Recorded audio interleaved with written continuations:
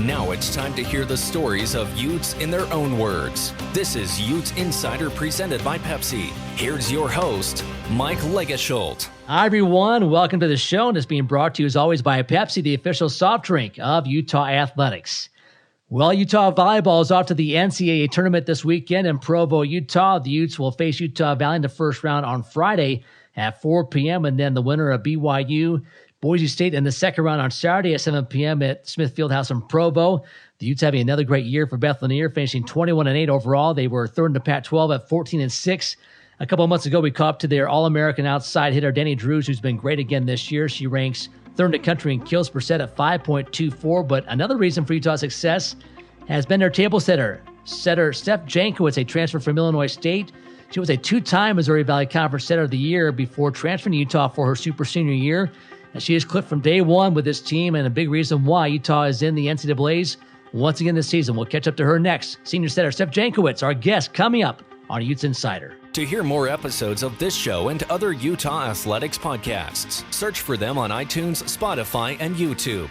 Now, back to more of Utes Insider presented by Pepsi. Today's show being brought to you by University of Utah Health, the official healthcare provider for the Utes and you. There's only one you.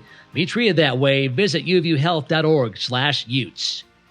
Well, Utah Volleyball off to NCAA opening weekend action in Provo, Utah this weekend. And one of the reasons why the Utes are going there is the quarterback of this attack this year, the one who's made it run so efficiently, super senior setter Stef Jankiewicz, a transfer from Illinois State, a native of Farmington Hills, Michigan. Steph, thanks for hopping on the phone with us.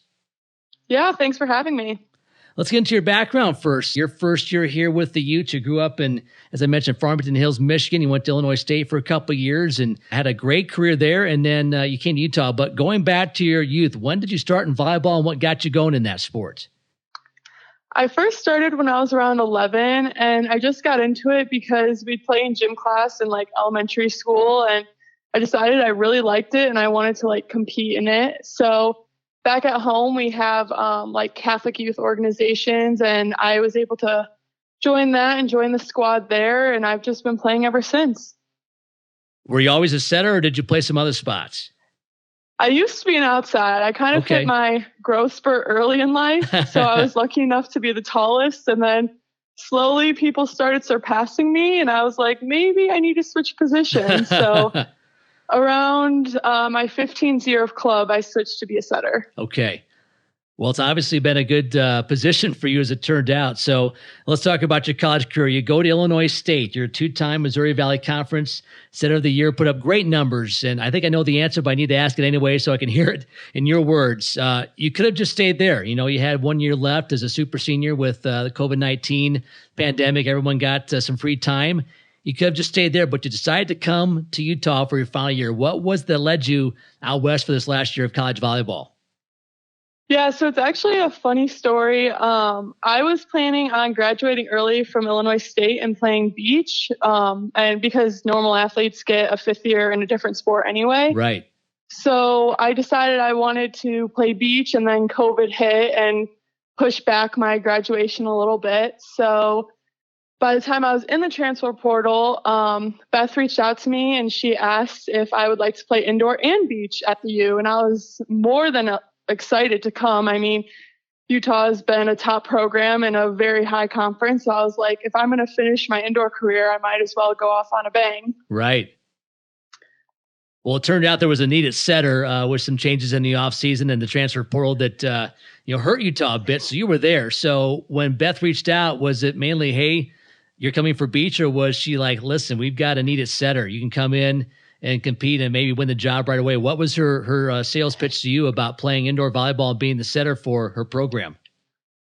Yeah, I mean, she talks about Danny Drews coming back a fifth year and just having a pretty high-powered offense coming in. So that really excited me. And I knew I'd be able to be competing at the highest level possible, the highest level I've ever dreamed of since I started playing volleyball.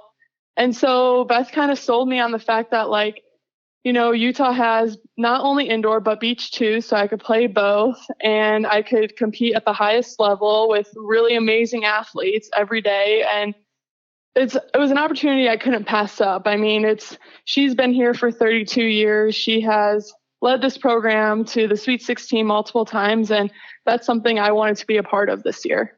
Visiting with honorable mention All-Pac-12 setter Stef Jankiewicz on Utes Insider.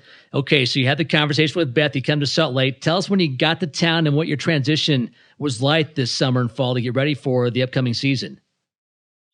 Yeah, it was kind of crazy just being a super senior in a new environment. Like at the past 4 years, I've been at a school that I knew how to get around town. I knew everyone and everything going on. And then coming in here, it's like feeling like a freshman all over again. You kind of have to be willing to ask for help and look to your teammates for answers on where to go or what's cool around town. So I really got adjusted in that way.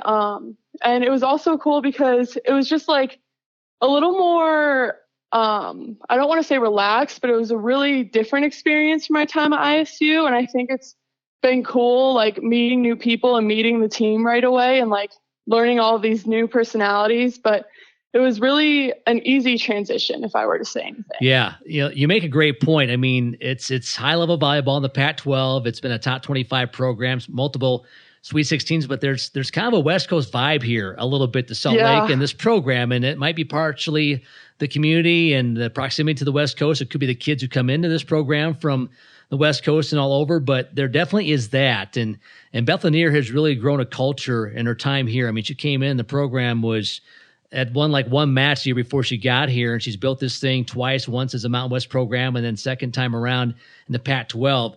Veteran coach who knows what she wants and knows how to get things done. As you start working with Beth, what stood out to you about her and just how she helped you transition into this program?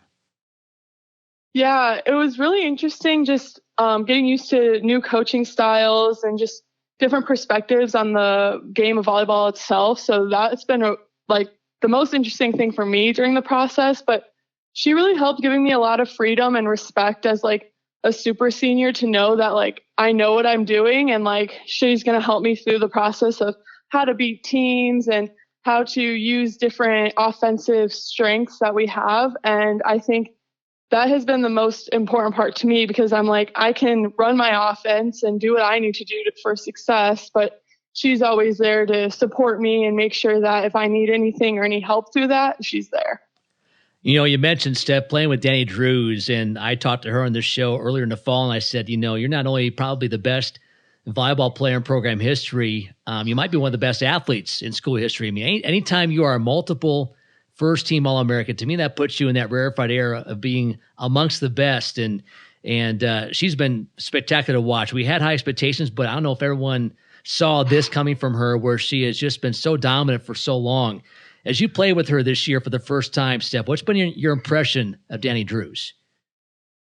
Honestly, every time I play with her, I just think how amazing she is. Like you said, she's not only a volleyball player, but she's an athlete. She's someone that can get up and make me look good because of what she can do. And she's really easy to work with too. So during my transition time, like here and trying to run different tempos on offense and just little things like that, she's more than willing to help me out and like communicate with me on what I need to change or what she can fix. And she's an amazing athlete and person. It's been a pleasure working with her so far. I've been impressed with your adjustments in the matches I've watched. I mean, with Danny, everyone knows what you guys are looking to do. It's to get Danny in position to get kills for you, but some teams will just camp out on that left side with the block. You've had to adjust in terms of her angle of attack, back row attack, and it seems like between yourself and Danny and Beth, every match where you think, okay, they're in a tough spot here, you guys make adjustments and find a way to let her get her numbers, which this team needs. Just talk, Steph, about that process of during timeouts or during between periods, how you guys find a way to make adjustments on the fly against opposing teams over the course of a season. Yeah, so a lot of it's honestly helped with the success of our other offensive weapons on the team. If they weren't as successful as they are, then we wouldn't be able to move Danny around as much as we can. And I think that because the other side has to look at multiple people and not just Danny, it kind of allows us to have more freedom with when we can set her, how much we can set her, and when we choose to like have her get the matches that she goes off and hits over 500, So I think a big part of that is just having great eyes on the court. I mean, Danny will sometimes say like, hey, have a really big seam right now, like feed me the ball. And that's when she's just going and she's on her game. And so we definitely use specific times to let her be the most offensive she can be and be the big point scorer she is. And I definitely think that comes from not only what she can do and how athletic she is, but with the other offensive weapons that we use. Yeah, you talk about those weapons. Madeline Robinson played last year. I think we knew what we had in her, but Zoe Wetherington, to me, has sort of been the X factor. Her development from year one to where she is now, she's grown as a player. And when she's doing well, and that combined with Madeline Robinson plus the middle attack, that's when you guys really have it humming. Talk to us, Steph, about Zoe's development and Madeline and how those other two have really helped out Danny and this team have some balance this season. Yeah, for sure. I mean, when Zoe has a seam in the block or if someone's not defending her correctly, you better watch out because she's coming in hot and heavy. Right. So I think when she gets on her game, we're good to go. Like, we have all our weapons firing, and it's genuinely scary defending all three of those attackers. I mean, if there's something going wrong in the defensive system, then you better protect your face because it's very easy to get hit. But yeah, I think their development and their point scoring, like I said, I mean, that helps Danny just go off and score even more. So having all three of them on their game is a huge part of what makes us successful. And we can see that in matches we've won this season and going 8-2 in the second half of the pack. I mean, without them doing what they can do just naturally, we wouldn't be able to win as much as we have. So that's been really, really key to success. You led me to my next question, Steph. It is just compare for us and contrast when this team is humming. What's working well when you've had your struggles? What have been the issues? And it sounds like you've cleared those up. It really has just been kind of getting some balance. Is it as simple as that for this team to be successful? Yeah, I mean, even at practice yesterday, we talked about it. We were like, if everyone's doing their individual jobs, it just lifts the team up as a whole so much more. So every day we just go in and really focus on what can we do like individually that'll help us mesh as a team as a whole. So sometimes that'll come defensively and making sure like each of us are working next to each other really well. Or sometimes that'll make sure that if someone is a hot hand and getting a lot of kills, that the rest of us are feeding into that and helping them be as successful as possible. Because until a team stops one of us, they can't stop all of us. So I think that's one of the most important parts that has led to our success is just that team chemistry. When it's really firing and really on, you can see us be really successful. Visiting with super senior setter Stef Jankiewicz from Utah Volleyball in this edition of Utes Insider. Well, Steph, here we are. Postseason's upon us, and for you guys, 14-6 in the Pac-12 conference. That gets you third place, 21 wins, 8 losses overall. It's been a wonderful season, but this program has changed from just being happy to make NCAAs to wanting to win a couple matches and make the Sweet 16, and that's been done quite a bit recently with Beth Lanier's program. In fact, they went to Provo a few years ago and did just that. They won 2 matches. They took down BYU in the second round to go to the Sweet 16. So it's been done before. Just because you're in Provo doesn't mean that this team can't find a way to beat BYU potentially on Saturday. So as you look ahead to this weekend, Steph, you got Utah Valley coming up on Friday, perhaps BYU on Saturday. What's this team's outlook for NCAAs heading to Provo this weekend? Yeah, I mean, we're really excited. It's kind of nice that we could get a home fan base down there since we are in the same state. So hopefully we'll have that advantage, especially going into Utah Valley.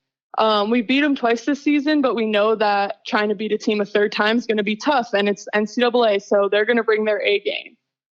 So I think a big deal is we're just focusing on one match ahead. We're doing our best to replicate how Utah Valley plays in practice as we do with any team before a match, but we're really just focusing on going in and playing our best game. I mean, we don't need to be perfect. We just need to be good enough to get to that next round and to beat Utah Valley. So we're hoping to go in and shut down their big heavy hitters and let our heavy hitters do their thing. Well, it should be fun to watch you guys. As you mentioned, it's not a series of home matches, but it's a short drive down to Provo. Fans can get there and should be a lot of fun this weekend. Well, Steph, great year for you so far. I mean, you're top 50 in the country in assists. You're 4th in the Pac-12 in assists per set. You mentioned beach volleyball. So after you're done with your indoor season, what's next for you? Yeah, I'll be heading home for a little break to Christmas, enjoy time with the family, and then I'll be coming back and starting beach practices with the team and hopefully get my game going as fast as possible so I can help out there like I have with indoor. Well, very good. I tell you what, great having you on the show. Wonderful to talk to you, and best of luck to you and the rest of the team this weekend. Thank you so much. All right, that's Stef Jankiewicz, super senior setter for the Utah volleyball team. We're back with more in just a moment on Utes Insider. For more on Utah athletics, including up-to-date schedules and ticket information, log on to utahutes.com. Now back to more of Utes Insider presented by Pepsi. What another great year it's been for head coach Beth Lanier in this Utah volleyball program. Utah finishing 21-8 overall, 14-6 to place third in the Pac-12 conference. By the way, those 14 wins in league play equaling a program high. But for Utah, it's their sixth straight NCAA appearance, and this is the fourth time in those 6 years they've gone to Provo. But Utah fans, don't worry. The last time Utah went to Provo, good things happened. Utah took care of Illinois in 5 sets. They then took care of BYU in 3 sets. They swept the Cougars in the second round to go to the Sweet 16, so Utah hopeful of a repeat performance as they head to Provo once again for NCAA action this weekend. Our thanks to super senior setter Stef Jankiewicz for joining us. Also thanks to Mike Gilliland for his technical expertise. I'm Mike Lageschulte. Until next time, so long, everybody. This has been Utes Insider presented by Pepsi. To hear more episodes of this show and other Utah athletics podcasts, search for them on iTunes, Spotify, and YouTube.